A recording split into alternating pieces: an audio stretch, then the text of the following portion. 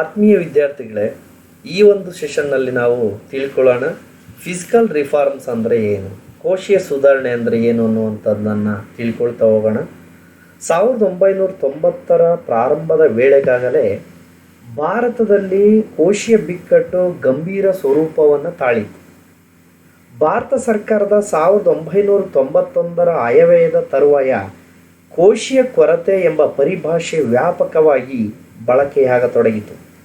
ಆಯವ್ಯಯದ ಕೊರತೆ, ರಾಜಸ್ವ ಕೊರತೆ, ಕೋಶೀಯ ಕೊರತೆ ಮತ್ತು ಪ್ರಾಥಮಿಕ ಕೊರತೆ ಈ ಎಲ್ಲವೂ ಗಂಭೀರ ಸ್ವರೂಪವನ್ನು ತಾಳತೊಡಗಿದವು.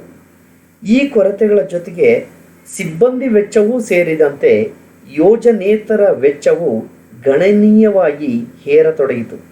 1991-96ರ ವೇಳೆಗಾಗಲೇ ಅಭಿವೃದ್ಧಿಗೆ ಪೂರಕವಾಗಿರಬೇಕಾದ ಯೋಜನಾ ವೆಚ್ಚವು ಸರ್ಕಾರದ ಒಟ್ಟು ವೆಚ್ಚದಲ್ಲಿ 26%ಕ್ಕೆ ಇಳಿಯಿತು. ಇಂತಹ ನಿರುಪಯುಕ್ತ ಯೋಜನೇತರ ವೆಚ್ಚವಲ್ಲದೆ ಬಡ್ಡಿ ಪಾವತಿಗಳು, ಸಹಾಯಧನಗಳು ಮತ್ತು ರಕ್ಷಣಾ ವೆಚ್ಚ ಈ 3 ಬಾಬ್ತುಗಳ ಮೇಲಿನ ವೆಚ್ಚವು ಒಟ್ಟು ಯೋಜನೇತರ ವೆಚ್ಚದಲ್ಲಿ 4/3 ಇನ್ನೊಂದು ಕಡೆ ತೆರಿಗೆ ವರಮಾನವು ಸಾಕಷ್ಟು ಪ್ರಮಾಣದಲ್ಲಿ ಬೆಳೆಯಲು ವಿಫಲಗೊಂಡಿತ್ತು. ಅಂದರೆ ಸರ್ಕಾರ ಏನು ತೆರಿಗೆಯನ್ನು ಹಾಕುತ್ತೆ ಆ ತೆರಿಗೆ ಮೂಲದಿಂದ ಸರ್ಕಾರಕ್ಕೆ ಬರಬಹುದಾದ ವರಮಾನದ ಪ್ರಮಾಣ ಅತ್ಯಂತ ಕಡಿಮೆ ಆಯಿತು, ವಿಫಲಗೊಂಡಿತು.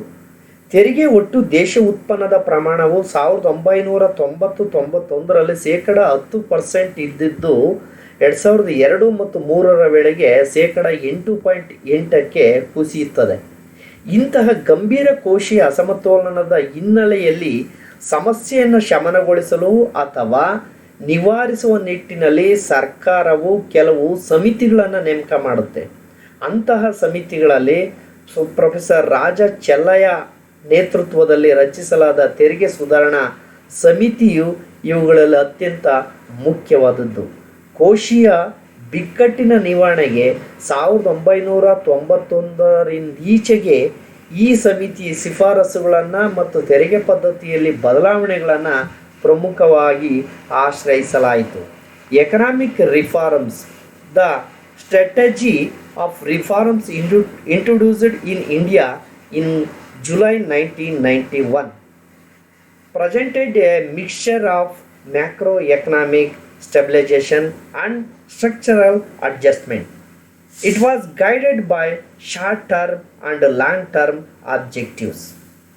Stabilization was necessary in the short run to restore balance of payment, equilibrium and it control inflations. At the same time, changing the structure of the institutions themselves through reforms was especially from long-term point of view. The new government moved urgently to implement a program of macroeconomic stabilization through fiscal corrections. Besides, these structural reforms were initiated in the field of trade, industry and the public sectors. Objective of the reforms. As per the discussion paper on economic reforms brought out by the Ministry of Finance in July 1993, the objective of the reforms were ಅಂದರೆ ಈ ಒಂದು physical ಪಾಲಿಸಿಯ ರಿಫಾರ್ಮ್ಸ್ನ ಮುಖ್ಯವಾಗಿರ್ತಕ್ಕಂಥ ಧ್ಯೇಯ ಅಥವಾ ಉದ್ದೇಶಗಳು ಏನಿತ್ತಪ್ಪ ಅಂತಂದರೆ to bring about the rapid and sustained improvement in the quality of the people of India.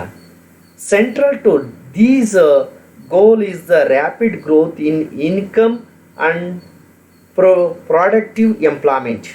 The only durable solution to the curse of poverty is sustained growth of income and employment.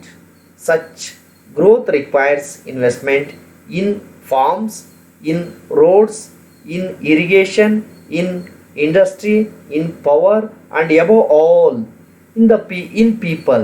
And this investment must be productive. Successfully and sustained development depends on containing increases in the productivity of our capital, our land, and our labor. Within a generation of the countries of Asia have transformed themselves. China, Indonesia, Korea, Thailand, and Malaysia today have living standards much above ours. What they have achieved, we must strive for. ಅಂದರೆ ಈ ಒಂದು ರಿಫಾರ್ಮ್ಸ್ನ ಉದ್ದೇಶ ಏನಪ್ಪ ಆಗಿತ್ತು ಅಂತಂದರೆ, ಭಾರತದಲ್ಲಿರ್ತಕ್ಕಂತಹ ಬಡತನದ ನಿವಾರಣೆ ಆಗಬೇಕು, ಅದರ ಜೊತೆಗೆ ಭಾರತದಲ್ಲಿನ ಆದಾಯದ ಬೆಳವಣಿಗೆ ಆಗಬೇಕು, ಎಂಪ್ಲಾಯ್ಮೆಂಟ್ ಆಪರ್ಚುನಿಟೀಸ್ಗಳು ಹೆಚ್ಚೆಚ್ಚು ಪ್ರಮಾಣದಲ್ಲಿ ಬೆಳವಣಿಗೆ ಆಗಬೇಕು, ಇನ್ವೆಸ್ಟ್ಮೆಂಟ್ ಹೂಡಿಕೆ ಅನ್ನುವಂಥದ್ದು ಅದು ಏನು ವ್ಯವಸಾಯದಲ್ಲಿ ಮತ್ತು ರಸ್ತೆ ನಿರ್ಮಾಣದಲ್ಲಿ ಜೊತೆಗೆ ಕೈಗಾರಿಕೆಗಳಲ್ಲಿ ಸಾಕಷ್ಟು ಪ್ರಮಾಣದ ಇನ್ವೆಸ್ಟ್ಮೆಂಟ್ ಆಗಬೇಕು ಅನ್ನುವ ಕಾರಣಕ್ಕಾಗಿ ಈ ಫಿಸಿಕಲ್ ರಿಫಾರ್ಮ್ಸನ್ನು ಭಾರತ ಸರ್ಕಾರ ಜಾರಿಗೆ ತರುತ್ತೆ ಅಥವಾ ಫಿಸಿಕಲ್ ರಿಫಾರ್ಮ್ಸನ್ನು ಜಾರಿಗೊಳಿಸುತ್ತೆ. Major steps in 1991 reforms. The major policy initiative taken by the government of fundamentally address the balance of payment problem and structural rigidities were as follows. The fiscal reforms. A key element in the stabilization of effort was to restore fiscal discipline. The data reveals that fiscal deficit during 1991 was large as 8.4% of GDP. The budget for 1991-92 took a bold step in the direction of correcting fiscal imbalances. It envisaged reduction in fiscal deficit by nearly 2% percentage points of GDP from 8.4% in 1991-91 to 6.5% in 1991 to 1992. So another one, monetary and fiscal sector reforms. ಏನೇನು ಹಣಕಾಸು ಮತ್ತು ಹಣಕಾಸಿನಲ್ಲಿ ಬದಲಾವಣೆಗಳಾಯಿತು ಅಥವಾ ಸುಧಾರಣೆಗಳಾಯಿತು ಅನ್ನುವಂಥದ್ದನ್ನು ನೋಡೋಣ. Monetary reforms aimed at doing away with interest rate restorations and rationalized the structure of lending rates. The new policy tried in many ways to make the banking system more efficient. Some of the measures taken were reserve requirements, reduction in statutory liquidity ratio and the cash reserve ratio, in line with the recommendations of Narasimhan Committee Report 1991.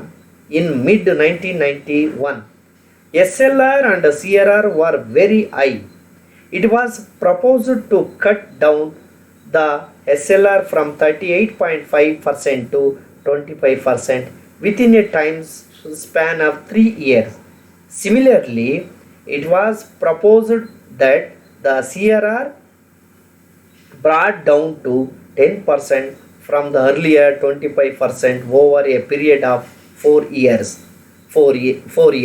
ಅಂದರೆ monetary and financial sector reforms, ಹಣಕಾಸಿನ ಸುಧಾರಣೆಗಳು ಏನಾಯಿತು ಅಂತಂದರೆ, ಏನು ಇದುವರೆಗೂ SLR ಅಂದರೆ ಸ್ಟ್ಯಾಟಿಸ್ಟರಿ liquidity ratio the percentage ಏನಿತ್ತು ಅಥವಾ ರಿಸರ್ವ್ ಫಂಡ್ ಏನಿತ್ತು, ಏನು ವಾಣಿಜ್ಯ ಬ್ಯಾಂಕ್ಗಳು ತಮ್ಮ ಬಳಿ ಯಾವಾಗಲೂ ರಿಸರ್ವ್ ಆಗಿ ಇಟ್ಕೊಳ್ಬೇಕಾಗಿರ್ತಕ್ಕಂಥ ಪರ್ಸೆಂಟೇಜ್ ಏನಿತ್ತು ಅಂತಂದರೆ 38.25ಇಂದ 25%ಗೆ ಅದನ್ನು ರೆಡ್ಯೂಸ್ ಮಾಡಬೇಕು ಅಂತೇಳಿ ನರಸಿಂಹಂ ಸಮಿತಿ ಶಿಫಾರಸು ಮಾಡ್ತು. ಇದು ಮಾನಿಟರಿ ಅಥವಾ ಫೈನಾನ್ಸಿಯಲ್ ಸೆಕ್ಟರ್ನಲ್ಲಿ ಆಗಿರ್ತಕ್ಕಂಥ ಒಂದು ಬದಲಾವಣೆ ಅಥವಾ ಸುಧಾರಣೆ. ಅದರ ಜೊತೆಗೆ CRR ಕ್ಯಾಶ್ ರಿಸರ್ವ್ ರೇಷಿಯೋ ಇದು ಕೂಡ ಅತಿ ಹೆಚ್ಚು ಇತ್ತು. ಅಂದರೆ 25% ಇದ್ದಂಥ CRR ರೇಟನ್ನು 10%ಗೆ ಇಳಿಸಬೇಕು ಅನ್ನುವಂಥದ್ದು ಈ ಒಂದು ನರಸಿಂಹಂ ಸಮಿತಿಯ ಹಣಕಾಸಿನ ಸುಧಾರಣೆಯಾಗಿತ್ತು. ಸೊ ಇದರ ನಂತರ reforms in capital market. Recommendations of the Narasimham committee were initiated in order to reform capital markets. ಬಂಡವಾಳ ಮಾರುಕಟ್ಟೆಯ ಸುಧಾರಣೆಗಳನ್ನು ಕೂಡ ಈ ನರಸಿಂಹಂ ಸಮಿತಿ ಹೇಳ್ತು. ಇದು ಕೂಡ ಫಿಸಿಕಲ್ ರಿಫಾರ್ಮ್ಸಲ್ಲಿ ಆಗಿರ್ತಕ್ಕಂಥ ಒಂದು ಸುಧಾರಣೆ. Aim at removing direct government control and replacing it with a regulatory framework based on transparency and disclosure supervised by an independent regulator. The Securities and Exchange Board of India, SEBI, which was set up in 1988, was given statutory recognition in 1992 on the basis of the recommendation of the Narasimhan Committee. SEBI has been mandated to create an environment which would facilitate mobilization of adequate resource through the security market and its efficient allocations. Capital ಮಾರ್ಕೆಟ್ನಲ್ಲಿ ಆಗಿರ್ತಕ್ಕಂತಹ ಸುಧಾರಣೆಗಳು ಏನು ಅಂತಂದರೆ, ಇದುವರೆಗೂ ಏನು ಈ capital ಮಾರ್ಕೆಟ್ನಲ್ಲಿ ಒಂದು ನಿಯಂತ್ರಣ ಮಾಡ್ತಕ್ಕಂಥ ಅಥವಾ ಅದನ್ನು ಆ ಕ್ಯಾಪಿಟಲ್ ಮಾರ್ಕೆಟ್ ಬಂಡವಾಳ ಮಾರುಕಟ್ಟೆಯನ್ನು ಒಂದು ಅವಲೋಕನ ಮಾಡುವ ಅಥವಾ ಅದನ್ನು ಅಬ್ಸರ್ವ್ ಮಾಡ್ತಕ್ಕಂಥ ಯಾವುದೇ ರೀತಿಯಾದ ಒಂದು ಭದ್ರತೆ ಇಲ್ಲದ ಇರೋಂಥ ಕಾಲದಲ್ಲಿ ನರಸಿಂಹಂ ಸಮಿತಿಯು ಸೆಬಿಯ ಸ್ಥಾಪನೆಗೆ ರೆಕಮೆಂಡೇಶನನ್ನು ಮಾಡ್ತಾರೆ. The security and exchange board of India ಅನ್ನುವಂಥದ್ದು ಸ್ಥಾಪನೆ ಆಗುತ್ತೆ. ಸೊ ಅದ ನಂತರ ಈ ಮಾರುಕಟ್ಟೆಯ ಎಲ್ಲ ಆಗು ಹೋಗುಗಳನ್ನು ನಿಯಂತ್ರಣ ಮಾಡುವ, ಕಾಲಕಾಲಕ್ಕೆ ಸುಧಾರಣೆಗಳನ್ನು, ಕಾಲಕಾಲಕ್ಕೆ ಪಾಲಿಸಿಗಳನ್ನು ಮಾಡ್ತಕ್ಕಂಥ ಎಲ್ಲ ಜವಾಬ್ದಾರಿಯನ್ನು ಇವತ್ತು ಈ ಸೆಬಿ ಅನ್ನುವಂಥದ್ದು ವಹಿಸ್ಕೊಂಡಿರುವಂಥದ್ದು ಮತ್ತೊಂದು ಪ್ರಮುಖವಾಗಿರ್ತಕ್ಕಂಥ ಸುಧಾರಣೆ. ಸೊ ಇದರ ನಂತರದಲ್ಲಿ industrial policy reforms.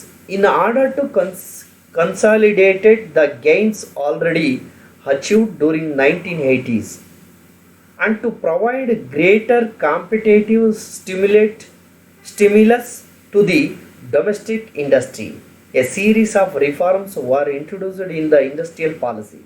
The government announced a new industrial policy on 24th July 1991. The new industrial policy established in 1991 sought substantially to deregulate industry as to promote growth of a more efficient and competitive industrial economy. The central elements of industrial policy reforms were as trade policy reforms. ಯಾವ್ಯಾವು ಕೈಗಾರಿಕೆಯಲ್ಲಿ ಸುಧಾರಣೆಗಳಾಯಿತು ಅಂತಂದರೆ trade policy reforms. Under trade policy reform the main focus was on greater openers. ಎನ್ಸ್ the policy package was essentially and outward oriented one. New initiatives were taken in trade policy to create an environment which would provide a stimulus to export while at the same time reducing the degree of regulation and licensing control on foreign trade. So next one, ಈ ಒಂದು promoting foreign investment ಅನ್ನುವಂಥದ್ದು. Promoting foreign investment ಅಂದರೆ ವಿದೇಶಿ ಹೂಡಿಕೆಯನ್ನು promote ಮಾಡ್ತಕ್ಕಂಥದ್ದು. The government took several measures to promote foreign investment in India in the post reform period. Some of the important measures are: in 1991 the government announced a specified list of the high technology and high investment priority industry wherein automatic permission was granted for foreign direct investment FDI up to 51% foreign equity. ಅಂದರೆ ವಿದೇಶಿ ಹೂಡಿಕೆಗೆ ಹೆಚ್ಚಿನ ಪ್ರೋತ್ಸಾಹವನ್ನು ನೀಡಿದಂಥದ್ದು ಈ new economic ಪಾಲಿಸಿನಲ್ಲಿ. ಅಂದರೆ 1991 ಏನು ಭಾರತ ಸರ್ಕಾರ new economic ಪಾಲಿಸಿಯನ್ನು ಜಾರಿಗೆ ತರುತ್ತೆ, ಆವತ್ತಿನಿಂದ ಈ FDI ಈ ಫಾರಿನ್ ಇನ್ವೆಸ್ಟ್ಮೆಂಟ್ ಇದರ ಪ್ರಮಾಣ ಹೆಚ್ಚಾಯಿತು. The limit was increased to 74% and subsequently to 100% for many of these industries. Moreover, many new industries have been added to the list over the years. Foreign Investment Promotion Board has been set up to negotiate with the international firms and approve direct foreign investment in select areas. Steps were also taken from time to time to promote foreign institutional investment. ಕಾಲಕ್ಕೆ ವಿದೇಶಿ ನೇರ ಹೂಡಿಕೆಯು ಹೆಚ್ಚಾಗಿರ್ತಕ್ಕಂಥದ್ದನ್ನು ನಾವು ಕಾಣ್ತೇವೆ. So last one, rationalization of exchange rate policy. One of the important measures taken to improve the balance of payment situation was devaluation of rupee. In the very first week of July 1991, the rupee was devalued by around 20%. The purpose was to bridge the gap between the real and the nominal exchange rates that had emerged on account of rising inflation, and thereby to make export competitive. The 1991 economic reforms were focused primarily on the formal sector, and as a result we have seen significant boom in those areas that were liberalized sectors such as telecom and civil aviation have benefited greatly from re-regulations and subsequent reforms. ಅಂದರೆ 1991ನಲ್ಲಿ ಏನು ಭಾರತ ಸರ್ಕಾರ ಈ ಒಂದು LPGಯನ್ನು announce ಮಾಡ್ತು, ಅವತ್ತಿನಿಂದ ಎಲ್ಲ ಸೆಕ್ಟರ್ಸ್ಗಳಲ್ಲಿ, all sectors, industrial ಸೆಕ್ಟರ್ಸ್ನಲ್ಲಿ ಫಾರಿನ್ ಡೈರೆಕ್ಟ್ ಇನ್ವೆಸ್ಟ್ಮೆಂಟ್ ಹೂಡಿಕೆ ಪ್ರಮಾಣ ಜಾಸ್ತಿ ಆಗ್ತಾ ಇದೆ. Liberalisation, economic reform still have a long way to, especially in industry.